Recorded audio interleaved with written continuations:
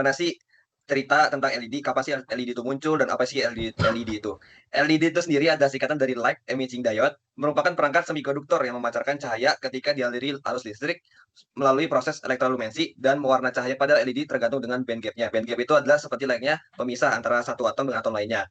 Penemuan awal LED pertama kali ditemukan oleh ilmuwan Jerman bernama Heinrich Walker pada tahun 1907. Digunakan untuk melakukan penelitian pada laboratorium. Pada tahun 1962, LED berwarna merah muncul dan dikembangkan oleh ilmuwan Prancis Georges de Stephanis menggunakan bahan arsenid gallium.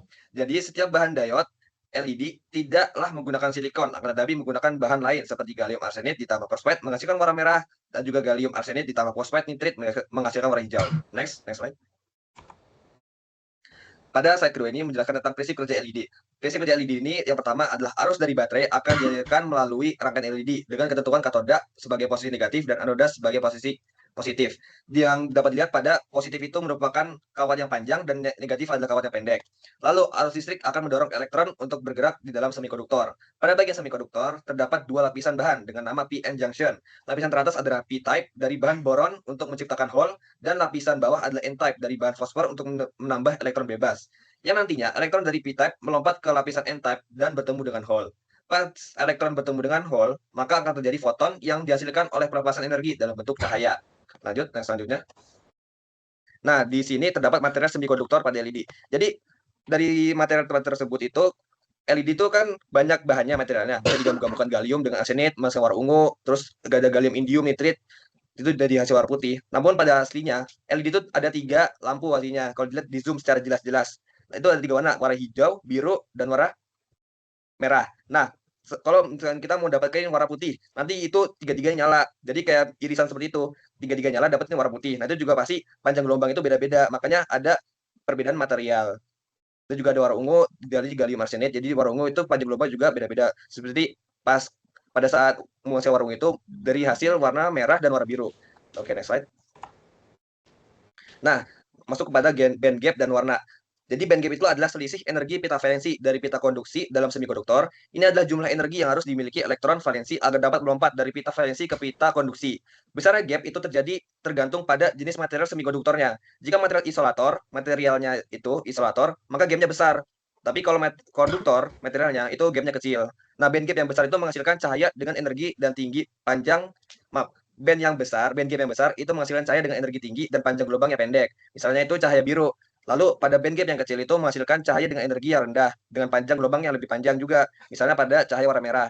Nah, band gap ini tuh dipengaruhi oleh suhu. Makanya kalau dilihat atom-atom itu pasti dipengaruhi oleh suhu. Kalau suhunya makin tinggi nanti atom-atom itu pasti bergerak lebih aktif, lebih mencar-mencar. Nah, kalau misalkan dingin nanti si atomnya nanti atom itu kayak semisal lebih lambat gitu. Next slide. Nah, di sini saya itu ada proses elektrolumensi. Proses elektrolumensi adalah proses pembentukan cahaya dengan bertemunya elektron dan hole yang menghasilkan pembebasan energi dalam bentuk cahaya. Nah, di proses elektrolumensi ini terbagi menjadi 4 tahapan. Yang pertama adalah arus dari sumber tegangan akan masuk ke dalam rangkaian LED. Lalu setelah masuk arusnya, arus akan menggerakkan elektron dari N-type ke dalam P-type. Jadi mana tadi sudah dibahas, N-type itu ada di posisi bawah dan P-type itu ada di atas. Nah, dari setelah itu akan menyebabkan elektron bertemu dengan hole dan terjadi elektron yang berada di pita konduksi. Nah, tahap yang keempat adalah tahap hasil dari proses terjadinya lompatan lompatan elektron yang menyebabkan adanya pelepasan cahaya dengan warna yang berbeda-beda tergantung dengan material semikonduktornya. Oke, yang pertama mungkin aku jelasin sendiri yaitu adalah desain efisiensi pada LED.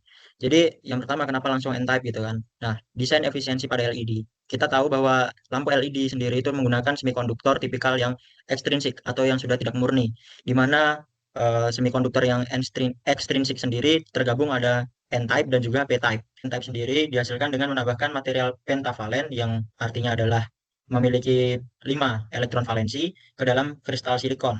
Bisa dilihat juga pada gambar ataupun pada tabel di mana ada boron dan juga karbon dan juga nitrogen. Bisa dilihat juga bahwa mereka itu memiliki yang kemudian yang pertama itu ada NPASSB itu arsenik yang contohnya di sini itu memiliki 5 elektron valensi karena terdapat pada golongan 5A. Kemudian juga semisal pada SI di sini ada di golongan 4 yang yaitu artinya adalah memiliki 4 elektron valensi yang saling mengikat satu sama lain.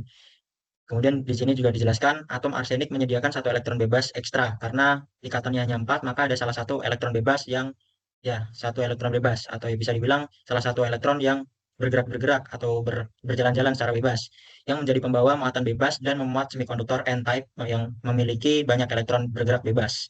Kalau digabung, misal AS-nya ada banyak seperti itu. Kemudian elektron ini bergerak dari sisi N-type menuju P-type ketika dihubungkan dengan tegangan hingga adanya aliran arus. Oke, mungkin next. Oke, di sini juga dijelaskan juga P-type. P-type sendiri itu dihasilkan dengan menambahkan material trivalen seperti boron. Bisa dilihat juga tadi material boron itu memiliki trivalen ya. Trivalen itu artinya adalah memiliki 3 elektron valensi. Di mana kita tahu bahwa silikon memiliki 4 elektron valensi, yang artinya adalah ketika pasangan silikon, atom silikon dipasangkan kepada atom boron, maka ada satu pasangan yang ikatan yang bolong atau bisa menciptakan hole seperti itu, kurang satu, ibarat seperti itu. Tangannya adalah kurang satu.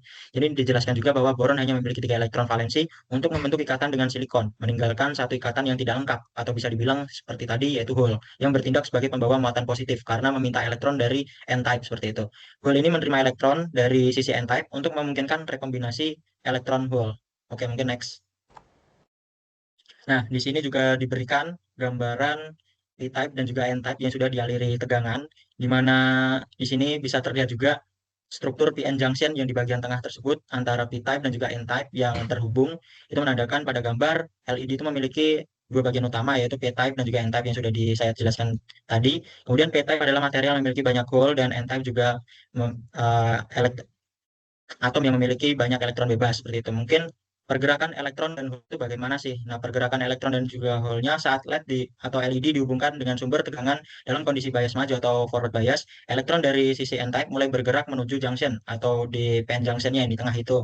Kemudian dari hole, sisi P-type juga bergerak menuju PN junction atau bisa bilang ke tengah-tengah ya, sesuai dengan arah dari gambar tersebut untuk pergerakan dari elektron bebas dan juga hole-nya.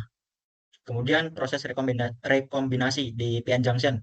Di sini dijelaskan juga pada di gambar ini ya, elektron dari pita konduksi bertemu dengan hole di pita valensi dan mengalami proses yang disebut rekombinasi. Selama proses rekombinasi ini, elektron jatuh dari pita konduksi ke pita valensi untuk mengisi hole.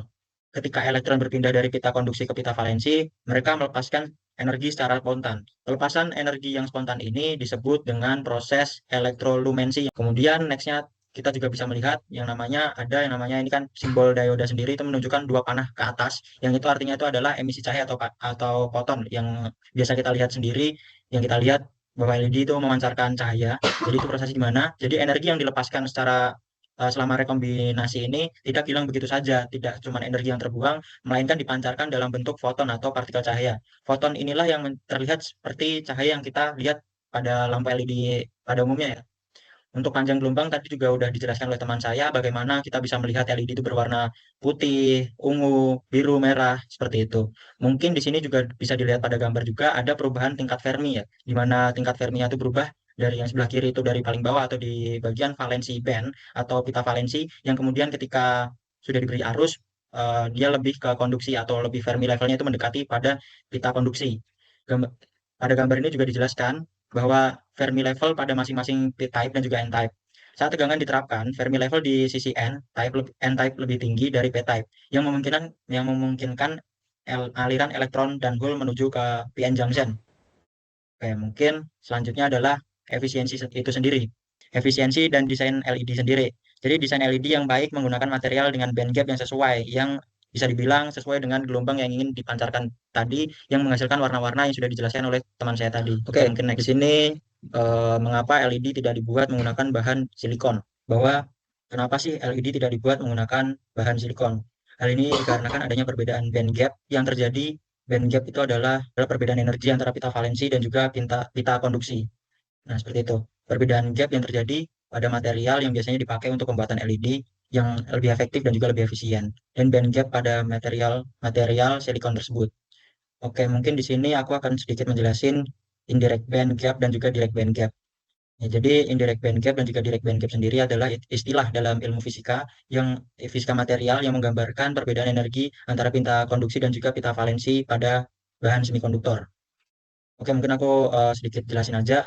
Pada material dengan direct band gap, contohnya adalah gallium arsenide, puncak pita valensi atau valensi band, dan dasar pita konduksi atau konduksi band berada di posisi momentum sama dalam ruang momentum ruangka dan juga ruangka yang ada di dalam PPT ini ya, atau di gambar tersebut. Hal ini memiliki artian bahwa dapat terjadi transisi secara langsung. Transisi secara langsung itu maksudnya bagaimana? Jadi elektron yang berpindah dari pita konduksi ke pita valensi dapat melakukannya secara langsung tanpa adanya perubahan momentum. Di sini juga bisa dijelaskan juga bahwa elektron dapat langsung berpindah dari pita konduksi ke pita valensi melepaskan energinya dalam bentuk foton atau cahaya, seperti itu. Kemudian ada yang namanya indirect band gap. Apa sih indirect band gap? Jadi pada material dengan indirect band gap, contohnya adalah silikon dan germanium, puncak pita valensi dan dasar pita konduksi berada pada posisi momentum yang berbeda.